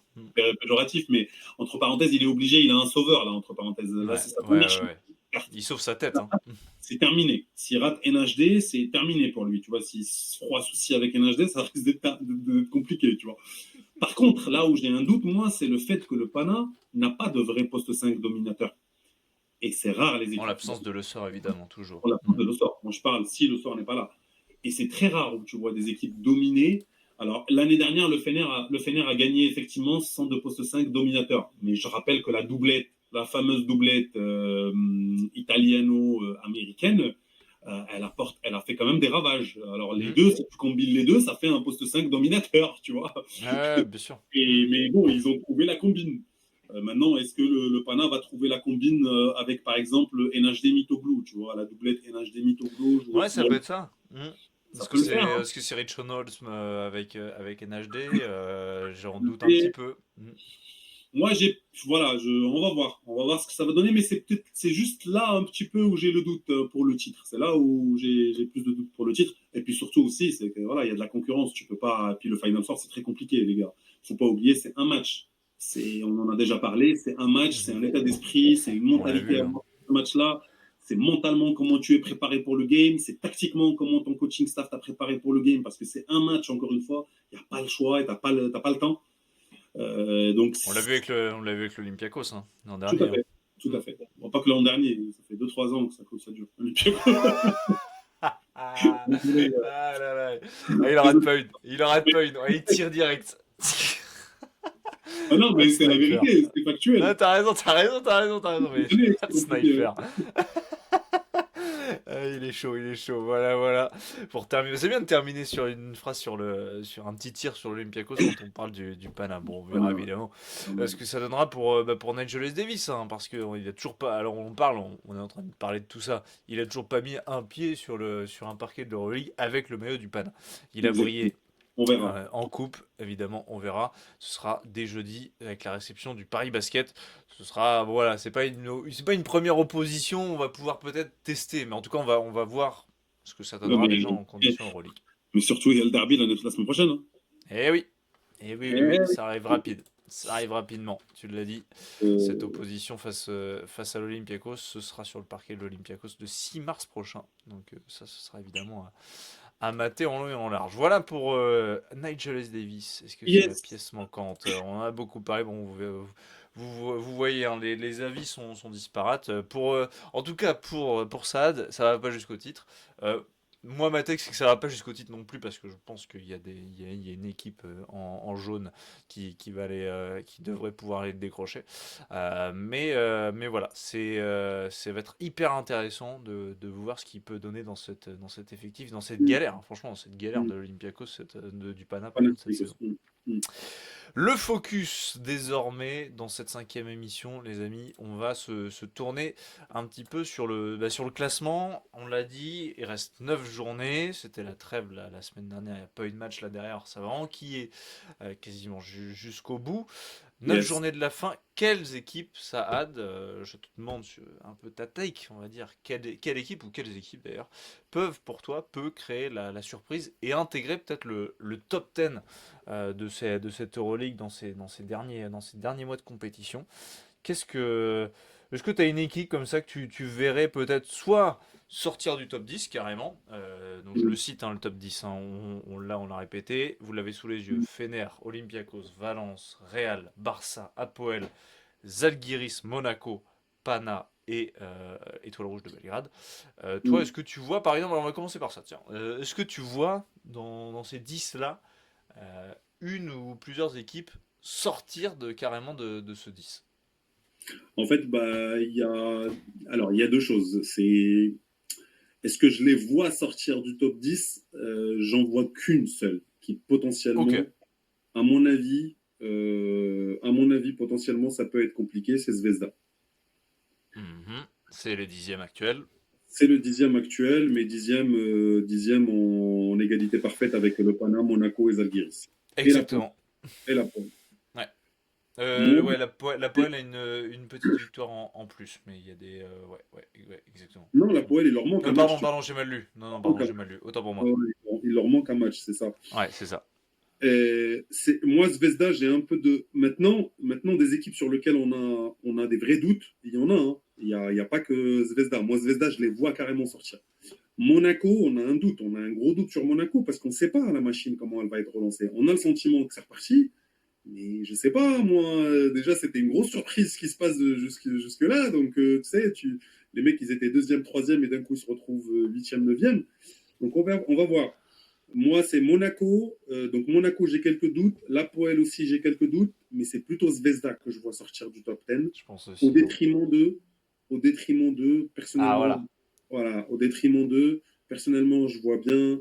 En fait, on va pas se mentir. Tout ce qui est Asbel, Partizan, Baskonia, Anadolu, Paris, C'est non. c'est mort. Ok, Ouais, c'est mort. Voilà, ça risque d'être vraiment, c'est même impossible, tu vois. Ouais, non, c'est vraiment possible. T'as Bologne, t'as Bologne, t'as le Bayern, t'as le Maccabi, t'as Milan et t'as Dubaï. Aujourd'hui, si je dois mettre un petit billet sur quelqu'un, je le mettrais plutôt sur Dubaï. Si quelqu'un me fait douter parmi ces équipes-là, c'est plutôt Maccabi. le Maccabi et le Bayern. Ah ouais. Le Bayern. Moi, le Bayern, ils me Ah font ouais. douter. Pourquoi? Même avec ce qui s'est passé ce week-end-là en coupe. Pourquoi ils me font Oui, douter? on rappelle, hein, c'est Bamberg qui a gagné la Et coupe. Ils se sont fait malheureusement, éliminer en demi. voilà, malheureusement, ce qui s'est passé en coupe va à l'encontre de ce que je vais dire, mais on a retrouvé une certaine assise défensive pardon, du Bayern depuis l'arrivée Ça va de mieux, Kouzé. ouais. Et tu peux pas, enfin, je veux dire, voilà, c'est le basket, c'est à la base, c'est défensivement. Si tu as une assise défensive, là, avec des scoreurs, etc., tu peux toujours te retrouver. Et malheureusement, c'était pas le cas en coupe cette semaine, parce que c'est ce week-end, parce qu'ils ont pris plus de 100 points contre Bamberg. Voilà. Mais tu vois, moi, le Maccabi et le Bayern me font un doute, mais je crois plus à Dubaï. Le Maccabi, pourquoi? Parce que le Maccabi, c'est toujours un danger public. Franchement, le Maccabi, c'est un poil à gratter. N'importe quel match, ils peuvent le gagner, mais en même temps, n'importe quel match, ils peuvent le perdre. Ouais, ouais, on est d'accord. On est grave d'accord. Moi, je suis à peu près, je te suis, moi, je pense. Moi, je te suis sur parce que Dubaï, c'est en train de monter en puissance. Il y a un garçon qui s'appelle Kabengele qui envoie du sale. C'est terrible Voilà, ce ouais. qu'il est en train de faire. C'est incroyable. Mais moi, clairement, et tu sais quoi, c'est la take. Je mets le Maccabi. Pour moi, le Maccabi va rentrer dans le top 10. Voilà, Hein. je le mets là. Je sais pas Moi, pourquoi. Je vois Non, le moi, truc. Moi, je suis. sur Dubaï. Je mets plus une pièce sur Dubaï que sur le Ok, Maccabi. ça va, ça va. Mais tu vois, c'est pour amener autre chose. Bah, je te suis un peu. Moi, je suis plus sur Dubaï aussi. Je pense dans les faits, ce sera ça. Mais je vois bien le Maccabi venir gratter un petit peu. Mais, Je les mais, trouve de mieux en mieux là, en fait. mais t'as complètement raison de penser au Maccabi, c'est ce que je disais. Moi, le Maccabi, ils me font peur. Je les vois. Et quand tu regardes un peu de toute façon, il n'y a pas de calendrier facile. Hein. On est d'accord que Non. tout le monde a des calendriers compliqués. Mais tu vois, ils sont sur du à peu près parfait 5-5, à peu près 5 matchs à domicile, 5 matchs à l'extérieur sur ce qu'il leur reste. C'est Donc, ça. dans le Ils ont du derby de Monaco, hein. Là, ils ont le prochain déplacement à Monaco. Ils ont le derby, tu l'as dit, voilà, le 5 mars prochain, jeudi prochain. Mm, Milan, déplacement à Milan, déplacement du côté de l'Asvel. mm. Ouais, la réception du Fener, réception de Dubaï. C'est vrai il y a notamment de la Andalou, il y a du Basconia, il y a du Paris, il y a de la Virtus pour terminer. C'est vrai qu'il y a des équipes de bas de tableau pour terminer. C'est vrai qu'ils ont entre guillemets par rapport à ce qu'on a vu tout à l'heure, il y a peut-être un calendrier un petit peu plus simple. Ouais, après, quand tu regardes Dubaï, ils reçoivent l'Asvel. Donc, c'est des matchs à gagner. Enfin, pas facile. Il n'y a pas de match facile en Euroleague, qu'on se le Hmm. dise tout de suite. Mais je veux dire, c'est des matchs gagnables, ça. L'Asvel, ils vont au Partizan. Même si, avec tout ce que j'ai dit sur le Partizan, ça reste dans une saison compliquée. Ils Ouais. peuvent gagner au Partizan. Ils reçoivent Baskonia. Ils vont au Bayern. C'est pas des choses insurmontables. Ils reçoivent chez eux le Pana. C'est pas non plus un Pana des grands jours. Et puis, ben, ils ont Non, tapé c'est clair. l'équipe chez eux. Chez eux, ils sont presque intraitables hein, pour moi, hein, tu vois. Et en plus, ils ont combien de matchs à domicile? Un, 2, 3, 4, Ils en ont 5 5, là. 6. Ils en 6 ont même, ouais. 6 sur les 10 à domicile. Et tu vois, et sur les matchs à l'extérieur, c'est quoi? C'est du Bayern, c'est du Zalgiris, où ça risque d'être compliqué, et c'est du Partizan. Et du Maccabi, pardon. Donc le match Ouais. contre le Maccabi aussi va valoir double, forcément. Mais La t'as poêle, tu veux raison. dire. Hein. Ouais. Ouais. Ça se vaut les deux. Hein. Je veux dire. Après, Milan, moi j'ai plus du mal avec le Milan parce que je Ouais. comprends rien. Je comprends rien. je comprends rien. Des fois, tu te dis, mais oh, puis oh non, puis ah oui, puis ah non, puis waouh, putain, pas possible, puis C'est waouh, si bien, c'est si bien résumé, je sais pas pourquoi. ah non, La réaction est parfaite, on comprend c'est rien à cette wow, saison. c'est oh, c'est putain, c'est oh. Non, mais c'est.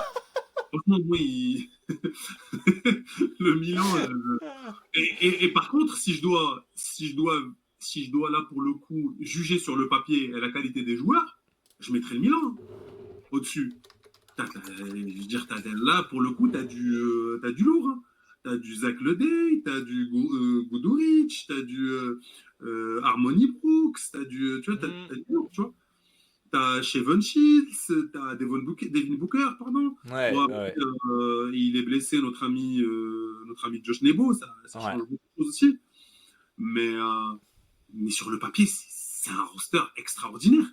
Je comprends pas ce qu'ils font là, en fait. Voilà, c'était le temps Messina. Hein. C'était le temps Messina, mais avec le nouveau coach, je me suis dit, ça y est, c'est reparti. Mais ouais, Et ouais. là, je vois des flops des fois, je vois des défaites, je fais, mais oh. Donc, non, le Milan, ils me font peur. Si j'ai de l'argent, en tout cas, je ne mettrai pas sur le Milan, je vous le dis tout de suite. Hein. Ah, il me régale sur Milan, ça c'est bon ça. Je suis Après, assez d'accord, c'est bien résumé. Hmm. ouais, non, mais voilà. Donc après, bon, bah, le reste, je pense que Bologne, ça fait déjà une grosse saison. Personne ne l'attendait là. Je pense Ouais, qu'ils non, vont c'est se battre, mais je c'est les vois dur. pas monter dedans. Tu vois. Je les vois pas C'est monter clair. dans le play-in, quoi. Ok, donc Saad, Dubaï rentre dans ce top 10 à la fin de la saison et moi je mets le Maccabi. Voilà, à la place de Zvezda, moi je pense qu'on est tous les deux d'accord sur un top. On est d'accord sur le top 9 sur ce Fener, Roli, Valence, Real, Barça, Apoel, Zalgiris, Monaco, Pana. Voilà, après on verra dans l'ordre ce que ça donnera parce que ça va encore tellement bouger. Vous voyez, hein, toutes ces équipes-là sont quasiment à égalité en fait. La seule qui a un peu de marge, c'est le Fener. Et encore, enfin, personne n'a de marge dans ce C'est classement. c'est incroyable. Hein. C'est vraiment une saison où personne ne se détache, où moi, personnellement, je me fais plaisir à tous les matchs parce que je sais pas qui va gagner tous les matchs. Mm. Je veux dire, même Lasvel, comme on a dit tout à l'heure, ça reste un poil à gratter. Paris, c'est un poil à gratter. Là, ils sont partis taper le Barça à Eh Barcelone. ouais. Mm. Enfin, non, non, c'est pas simple, c'est pas simple à comment dire, à anticiper ou à Pronostic. prévoir. Ouais, bien sûr. Ouais, Non. ouais. Bignono nous pose une petite take, ça, de la Lega. Où voyez-vous Dario Saric débarquer? Parce qu'il va débarquer, voilà, c'est ce qu'il met. Effectivement, parce qu'il quitté la NBA, hein, là, dans les dernières infos qu'il y a, après 9 saisons du côté de la NBA. Il y a un retour en Europe qui se profile pour Dario Saric. Il a 31 ans, le Croate. Il est encore capable d'apporter. On verra où il peut atterrir, Saad. On rappelle que si, les équipes d'Euroleague ont jusqu'au 25 février hein, pour signer des joueurs Qui a de extérieurs. l'argent? Qui a de l'argent aujourd'hui pour signer Dario Saric? Je veux dire, qui reste de l'argent dans leur roster? Qui a gagné dernièrement un peu d'argent et qui leur manque des joueurs? Hmm, Est-ce que, Ah, je te mets une petite colle là. est-ce que le Non, partisan ils mais peuvent le faire? Ça n'aurait pas de en sens. fait, faut pas oublier que Dario Saric, ouais, ça reste un Croate, ça reste un mec de C'est la l'Est. Croatie, voilà, c'est ça. En général, ils ont toujours un petit avis un peu sur Zvezda Partizan. Saric, il se murmure que c'est plus quelqu'un du côté du Partizan. Le Partizan ont de Hmm. l'argent, ils ont besoin de joueurs. Maintenant, est-ce qu'il va aller là-bas? Ça, j'en sais rien, parce que de toutes les façons, il joue plus rien, le Partizan, donc on va pas se leurrer non plus. Est-ce que lui, il va accepter d'aller là-bas? Je sais pas. Accepter d'aller là-bas peut-être dans un potentiel année prochaine. Mais par Hmm. contre, si tu regardes les rosters qui sont capables de gagner aujourd'hui, je le vois pas signer dans un roster capable de gagner aujourd'hui. Je veux dire, tout le monde est blindé. Qui va récupérer? Enfin, je veux dire, tu Ouais, vas le mettre ouais. où? Fener, il n'y a plus de place. À l'Olympiakos, ben, eux, ils vont bientôt faire la guerre. Avec le Rapid, Il y a trop de monde. Valence, c'est pas le truc. Le Real, Non. est-ce Ouais, que le ouais, Real se mettrait ouais. sur Dario Saric? Why not, j'ai envie de dire. Oui, le Le Real Real, ils vient ont de. plus besoin de défendre hein, que d'avoir un mec capable de stretch, etc. Ça, c'est vrai. Mais Ça, c'est vrai. Et surtout sur son poste, ils ont déjà des joueurs. Donc, ouais, tu vois. Et ils ont potentiellement un joueur qui est en train de faire une grosse saison, voire même un deuxième joueur qui est Mario Hezonja, capable aussi de jouer à ce ouais. poste-là. OKK Et ils aussi. ont Trey Lyles, Lyles, ou je sais Oh, pas comment on Lice, va ouais. l'appeler, Ouais. voilà, qui fait une grosse saison. Donc je sais pas, honnêtement, je sais pas. La Poel, oui, ils ont de l'argent, mais comme je disais, pour moi, c'est pas un roster où c'est ce que je disais la dernière fois avec Nagales Davis. Je le Ouais. vois pas fitter avec ce roster-là. Bah là, pareil, Saric, je le vois pas fitter avec ce roster-là. Donc, honnêtement, sur une équipe gagnante, j'ai du mal à le voir. Ouais, moi Maintenant, aussi. les rumeurs parlent de Milan aussi. Hein. Alors, moi, le Partizan, je l'ai sorti de ma tête. Attention, c'est pas des rumeurs ou quoi. C'est moi-même qui. Mhm. Mais le Milan, il y a des rumeurs qui parlent du Milan. On Ouais. vient de le dire. Putain, donc, quel marasme il va aller là-bas. Franchement, bon courage à lui. Hein. S'il va au Milan. Mais oui, le Milan, ça peut être c'est une option. C'est une option, en tout cas médiatiquement, c'est une option qui est sortie sur la table.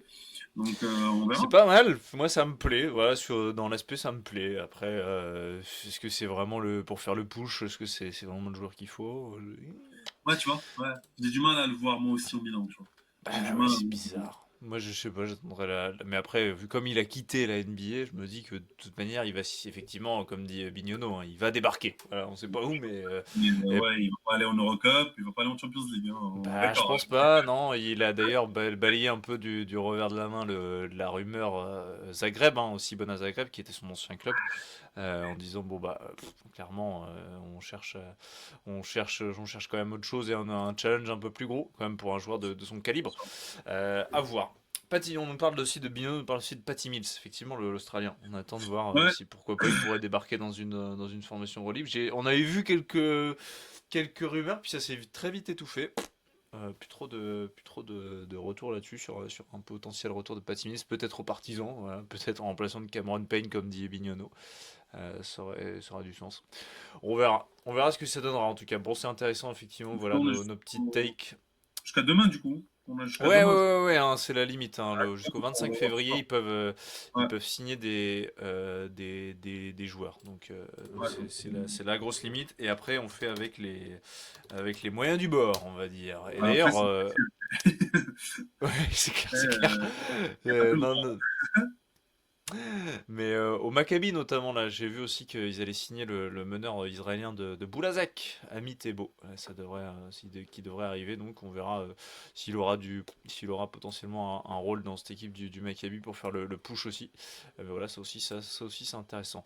Voilà pour le focus, hein, on a parlé donc des chances un peu des équipes qui sont en dehors du top 10, celles qui sont dedans qui pourraient descendre. Nous, on voit donc l'étoile rouge sortir de ce top 10 et pour ça voir Dubaï rentrer dans le top 10 et pour Mm. moi je m'attaque c'est le Maccabi. On verra ce que ça donnera et on fera le point évidemment au fur et à mesure jusqu'au Final Four. Pour terminer, on va se terminer avec cette émission numéro 5 avec notre joueur du mois de février. Parce qu'il est court, hein, le mois de février. Il n'y a eu que 3 matchs en fait en février. Il y en aura évidemment à partir de demain et jeudi. Et puis derrière, ça passera directement en mars. Donc c'est un mois assez court. On peut voter sur le site de l'Euroleague. Toi, quel est quel est ton joueur du mois de février? Et là, je vois sur le petit conducteur, et là où on met toutes nos thématiques, les petits sujets et nos petites notes. J'aime bien chercher la Ah, je merde. vois il a envoyé une take là. Alors là, je l'avais pas vu venir. Je l'avais pas vu venir. Très honnêtement. Donc vas-y. Ah ouais, ça y est, tu me dis démerde-toi maintenant avec ça? Ah, c'est pour toi là. Là, je peux Non, rien faire pour toi. Le garçon qu'il va citer ouais. n'est même pas dans les. On peut même pas voter pour lui sur le site. Oui, parce que honnêtement, moi j'ai du mal Mais avec. c'est dommage. Je suis d'accord qu'il soit. C'est dommage qu'il soit pas dedans. Je suis désolé, mais voilà, je sais que tout le monde va prendre Baldwin, bien entendu, tout le monde va prendre Eh Baldwin, oui. mais oui, oui, je suis d'accord avec ce tir-là, etc. Mais moi, j'aime bien voir un petit peu les joueurs, un petit peu, parce que pour moi, le Fener, tout ce qu'ils ont fait jusqu'ici, enfin, pas jusqu'ici, mais en tout cas sur le mois de février, c'est Hmm. un peu normal. Et Baldwin, on l'attendait à ce niveau-là. Il n'y a rien pour Ouais. moi qui. Tu vois, il n'y a pas cet aspect waouh et tout, tu vois. Oui, effectivement, comment dire, le buzzer beater, il est Ouais. extraordinaire. Sur le parquet du Pana, il est monstrueux. Ouais. Pas de Hmm. souci, il est monstrueux, pas de problème. Alors moi j'ai pris Andreas Obst. Andreas Obst. La take de Voilà. Saad. Hmm. J'ai pris Andreas Obst. Pourquoi? Parce que je le dis et je le répète depuis quelques émissions maintenant, depuis au moins 2 émissions, depuis l'arrivée de Pezic, je suis plutôt fasciné par comment Pezic a transformé son équipe et comment il arrive à réussir à sortir de Andreas Obst. Alors Obst, bien entendu, ça reste un gros shooter, ça a toujours été un gros shooter. Mais Et quand je oui, regarde pyromane. bien sûr. Mais ces stats sur le mois de février, bah, elles sont très belles, quoi. Je veux dire, 26 points, 19 points, 33 points sur 3 matchs, 2 victoires, une défaite après prolongation. Enfin, tu vois, je Je vais vous sais mettre les pas, stats, moi, hein. je sais pas, mais je trouve que ces stats, elles sont, Je vais vous en tout mettre cas, les les stats. stats, elles sont au-dessus de celles de Baldwin, si je dis pas de bêtises, hein. Oui, largement, parce Euh, que c'est 26 points face au Paris Basket, 19 face à voilà. Monaco, 33 face au Maccabi et 8 Face au sur 13 Maccabi. à 3 points. Alors oui, ça reste un joueur, entre parenthèses, unidimensionnel dans le Unidimensionnel. sens où ça balance à 3 points dans tous les sens. Mais c'est un sacré shooter à 3 points qui défend, hein. Attention, il défend, c'est pas une passoire en défense comme quelques-uns. Ouais, puis voilà, c'est ce que je disais. Je trouvais que le fit entre lui et les résultats de l'équipe et ses stats à lui, c'est pour ça que j'ai Mhm. pensé à lui. Et puis le Ouais, fait que j'aime bien. il remontait la pente, tout ça a fait que je me suis dit, bah, j'ai envie de mettre en valeur Andreas Obst. Ouais, j'aime bien. Franchement, j'aime bien l'idée. Et d'ailleurs, j'avais vu quelques rumeurs, je suis en train de vérifier là, mais oui, du coup, c'est bien ça. J'avais vu Oui, notamment sur Basket Europe, voilà exactement, qu'il y avait des rumeurs sur une potentielle arrivée d'Andreas Stops du côté de Dubaï.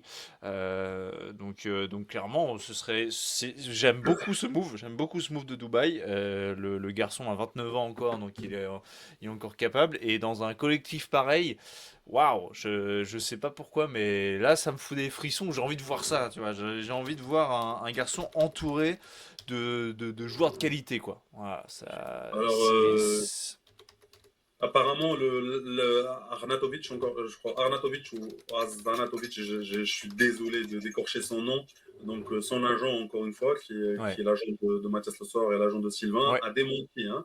Il a en tout encore. cas démenti, mais Il est il là a pour ça, envoyé lui. un tweet en mode rigolo en disant encore une fake news. Donc, mais de toutes les façons, Dubaï, on sait qu'ils ont beaucoup Ouais. d'argent. Ils vont avoir encore Ouais. plus d'argent et ils vont construire un gros roster. Donc, tout le monde va être envoyé là-bas. Je vous rappelle que Mario Et Léo Hezonja, Kobo, hein. Il y a des il est rumeurs, et annoncé Léo là-bas. Kobo. Et Léo Hmm. Kobo, il est annoncé là-bas. Et il y a beaucoup de monde qui sont annoncés là-bas. Donc, faut prendre avec des pincettes tout ça. Mais Hmm. ça peut être un sacré move, Andreas Obst à Dubaï. J'aime bien. J'aime bien. Un rôle un peu à la JC Carroll, là, à l'époque du Real Madrid, là, les shooters, les mecs avec des Exactement. bras énormes, là. Voilà, ça, ce serait royal. À voir pour Andreas Hobbs, qui est donc le joueur du mois de février de Saad. J'aime beaucoup cette take. Bon, vous l'avez, hein. Moi, j'ai clairement Wade Baldwin. Voilà, je fais pas dans l'originalité, même si, franchement, j'ai été à deux doigts de mettre Tariq Biberovic. Parce que il a aussi porté le Fener sur cette série. Ils sont toujours sur une série de 7 victoires consécutives. Il a fait un début de saison très moyen quand même, hein, Tariq Biberovic. Et là, sur le mois de février, c'est 19 points 14 déval face au Barça.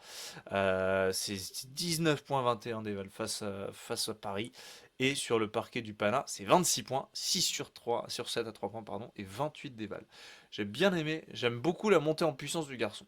Alors, il ne faut pas oublier que c'est un garçon qui a eu les croisés cet été. Donc, Eh ouais. ce qui Mm. explique sa baisse de rythme en Tu début fais de bien de le saison. rappeler. Ouais, carrément. Pour moi, tout ça est normal. Je rappelle aussi que c'est un garçon potentiel NBA qui devait même aller en NBA en fin de saison dernière avant qu'il se Et fasse oui, c'est les Grizzlies qui détiennent ces droits, je crois. tout à fait, ouais. Donc c'est pas n'importe qui. Et au Pana, justement, tout le monde parle du dernier tir de Baldwin, mais je rappelle que c'est lui qui a porté qui a porté les fesses, qui a porté le Le Fener, Fener.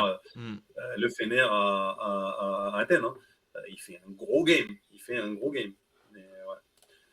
Mais oui, Tarek Biberovic, pour moi, tu vois, si je dois comparer entre Biberovic pardon, et Baldwin sur le mois de février au niveau Mm. du Fener, je prendrais plus Biberovic, justement. Ah, ok, je vois. Ouais, c'est vrai que les stats bon, c'est du très très solide quand même, Wade Baldwin. En tout cas, c'est très complet. C'est 16 points, 5 rebonds, 7 passes face au Barça, 26 déval, 14 points, 4 rebonds, 6 passes contre Paris, 13 points, 4 rebonds, 9 passes, quasi 10 passes, 21 déval, 6 fautes provoquées et le panier de la gagne contre le Pana. Il est patron en fait cette saison, Wade Ah, Baldwin. Il est patron dans la lignée de la fin de saison dernière. Il est patron, quoi. non, il est énorme et surtout il a pris le lead de cette équipe-là. Là, on sent un Baldwin alors qu'avant on disait que c'était juste un espèce de Westbrook d'Europe, tu vois. Ah, Où grave. on Ouais, sait des complètement. stats bien, ça courait dans tous les sens. Mais là, cette saison, même depuis la fin de la saison dernière, hein, ils sont en retour de blessure, même le Final Four qu'il fait, c'est un bon Final Four. Hein. C'est la saison de la maturité. Voilà, comme il y a des Il est albums de la masqué. maturité, c'est horrible phrase de journaliste, mais là c'est un peu vrai. Oui, c'est la réalité. Les joueurs, ils ont besoin de temps. Des fois, on a l'impression qu'un joueur change complètement de dimension, mais c'est juste qu'il y a quelque chose qui a cliqué dans son mental vis-à-vis justement à partir de sa maturité. C'est parce Mm. qu'en fait, il voit les choses différemment, il voit la vie différemment et ça s'impacte derrière sur un terrain de basket. Mais les gens, des fois, ils ont du mal à comprendre ça et on tire à boulet rouge sur des joueurs. Des fois un peu trop jeunes, on manque de maturité. Voilà, il faut laisser le temps. Il faut laisser le temps. Ils ont besoin de temps. C'est clair, voilà pour Wade Baldwin, potentiellement le MVP de ce mois de février. On verra, peut-être que ce sera Andreas Obst à la surprise générale. On sait pas, c'est là, en tout cas la tech de Saad. Il est pas dans les, il est pas dans les nommés, il est pas dans les nommés. Bon bref. C'était pour amener un petit côté. T'as bien raison, dis-le. Purée, cette émission est faite pour ça. Incroyable. Incroyable, incroyable. Voilà pour cette émission numéro 5, les amis. Voilà, c'est un régal, ça, encore une fois, d'évoquer toute cette actu. Très riche, malgré la trêve. On a pu en parler en long et en large. Voilà, j'espère que ça vous a plu. Merci à tous ceux qui étaient dans le chat. Je pense à Raph, à Bignono. Il y avait également Snorky qui a passé une petite tête, comme toujours. Donc, c'était un régal, voilà, de tout suivre. Et la Bignono qui nous met un petit merci, c'est un bonheur. Merci à toi d'avoir suivi jusqu'au bout. On s'est régalé, on s'est marré. À quand la prochaine? La semaine prochaine en fait, j'ai envie de te dire. Saad, oui ou non? Toujours. Allez, let's go. Feu. Franchement, feu, hein. Allons-y. Allons-y. Et d'ailleurs, je tiens à dire, la semaine prochaine, franchement, je mets le défi, mais je retourne à Belgrade ce jeudi pour couvrir Belgrade face au LOSC en Europa League barrage retour. Je reviens avec un maillot de Zvezda. Voilà, c'est la tête. Faut y aller Je vous le là. dis, je vais trouver le magasin. L'autre fois, j'ai pas réussi. Là, je vais réussir. Voilà. T'inquiète, tu vas réussir. Mais là, tu vas quand? C'est jeudi, Ouais, Zvezda c'est jeudi. Ouais, exactement, c'est là. Ok, et bah malheureusement pour toi, il n'y a pas de match. Ouais, c'est ça, j'ai trop les boules. Sinon, je serais bien. Et ouais, vraiment, ça va être incroyable. Ça va être incroyable, mais je vous le dis, je ramène le maillot la semaine prochaine et je mets le maillot Et dans surtout, l'émission numéro 6. et surtout, tu verras l'ambiance dans les stades de foot en Serbie, c'est quelque chose. Bon, Ouais, j'ai hâte. profite bien. Franchement, ça va être n'importe quoi, je pense. Il y Ça va avait le être encore derby n'importe éternel quoi. ce week-end au foot, et Oui! c'était une dinguerie.